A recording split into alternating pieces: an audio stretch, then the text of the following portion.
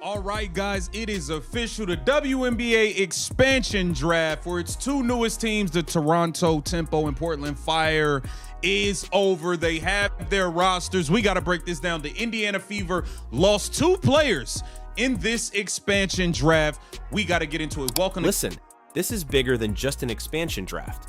This is about direction. This is about whether the Indiana Fever actually understands the moment they're in right now. Because losing two players might not sound like a big deal on the surface, but when you zoom out and look at the bigger picture, this is another test for a franchise that already has zero room for error. You've got Caitlin Clark, one of the most important players the league has ever seen, bringing in attention, revenue, and new fans every single night.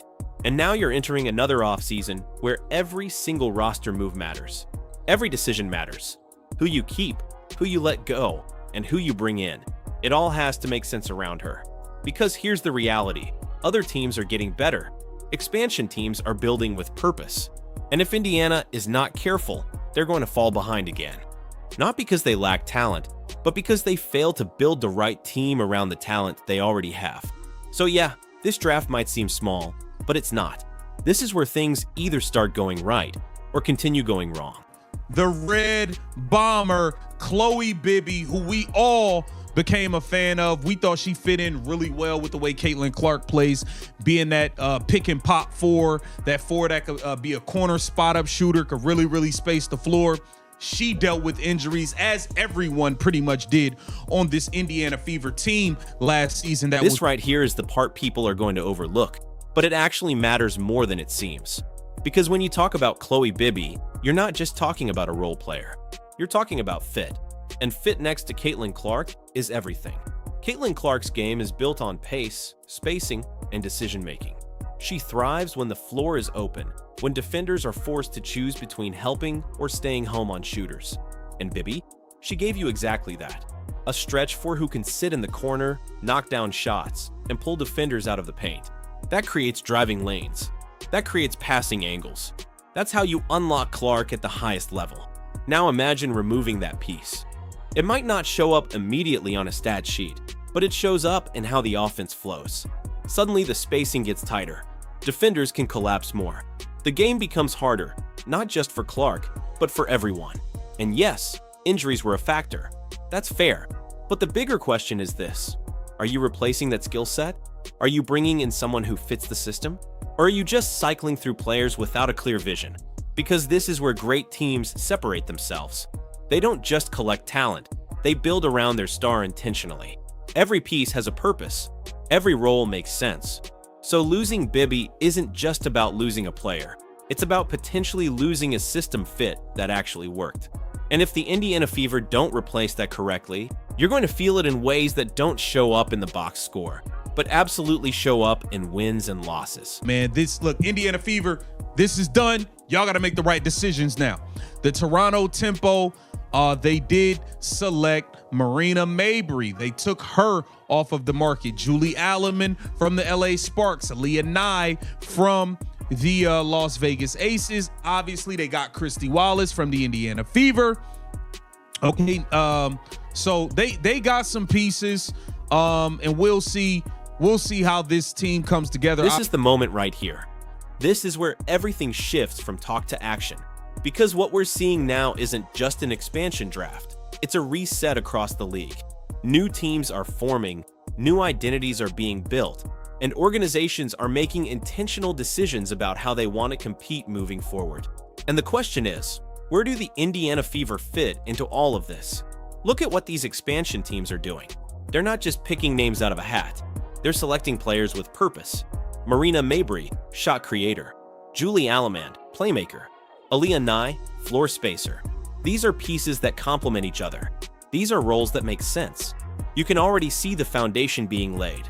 And then you look at Indiana, and it feels like they're still trying to figure things out in real time. That's the problem. Because while other teams are building with clarity, Indiana is operating with uncertainty. And when you have a player like Caitlin Clark, you don't have the luxury of time.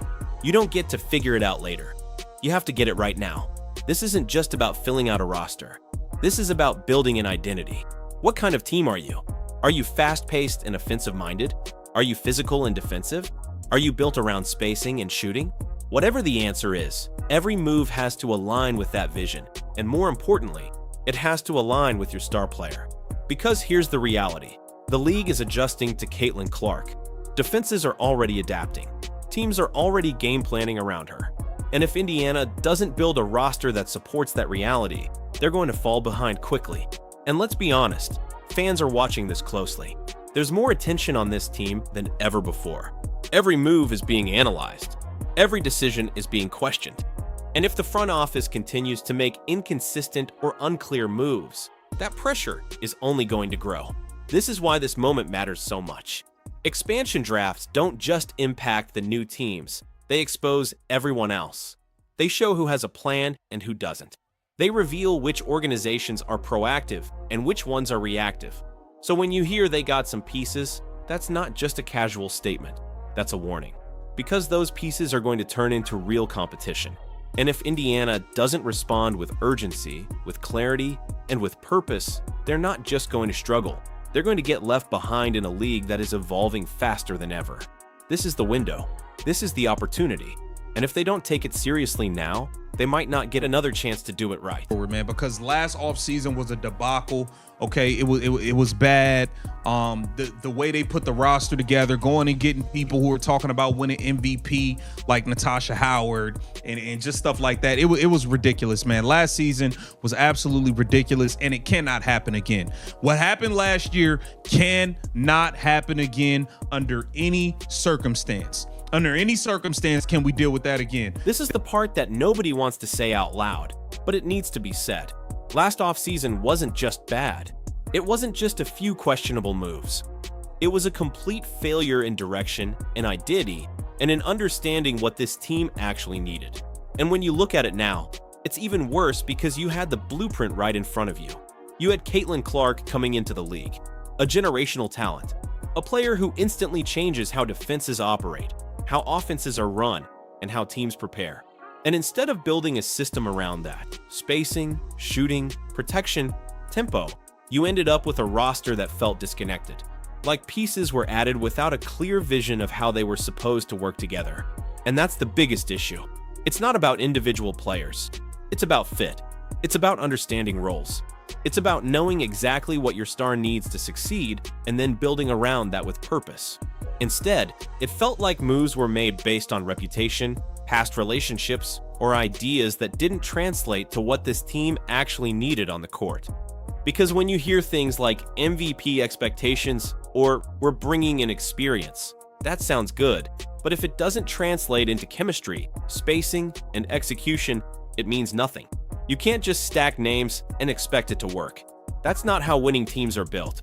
Winning teams are built with intention. Every player has a role. Every role fits into a system. And last season, that system wasn't there. You saw it in the way the offense stalled. You saw it in the lack of spacing. You saw it in the moments where players didn't look comfortable playing off each other. That's not on the players. That's on how the team was constructed. Now fast forward to this offseason, and this is where the pressure really hits. Because you don't get to make that mistake twice. Not with TH's level of attention. Not with this level of talent. And definitely not with a player like Caitlin Clark, who is already changing the expectations of what this franchise should be. The margin for error is gone. Completely gone. Every move now has to be calculated. Every signing has to make sense. You need shooters who can stretch the floor. You need players who can defend without fouling. You need toughness. You need people who understand how to play off a high-usage, high-IQ guard. And more than anything, you need accountability. Because if the same patterns show up again, if the same type of roster decisions happen again, then it's no longer a mistake. It's a pattern, and patterns are what hold organizations back. Look around the league. Teams are getting smarter. They're getting faster. They're building with purpose. And if Indiana doesn't adjust, they're going to fall behind. Not because they lack talent, but because they failed to maximize it. This is why this moment matters so much. This offseason isn't just about improving. It's about correcting. It's about fixing what went wrong and making sure it never happens again. Because if it does, then you're not just wasting a season. You're wasting an opportunity that most teams never even get. And fans see it. The league sees it. Everyone is watching to see what this front office does next. Are they going to learn from what happened? Or are they going to repeat the same mistakes and hope for a different result? Because hope isn't a strategy. And right now, the Indiana Fever don't need hope. They need a plan.